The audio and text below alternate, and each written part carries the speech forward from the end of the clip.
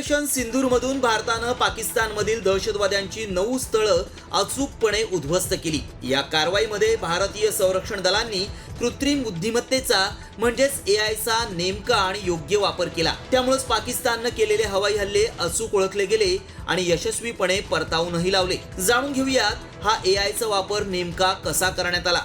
भारतीय लष्करानं एआय आधारित क्लाउडवर चालणारी एकात्मिक एअर कमांड आणि कंट्रोल सिस्टम वापरली।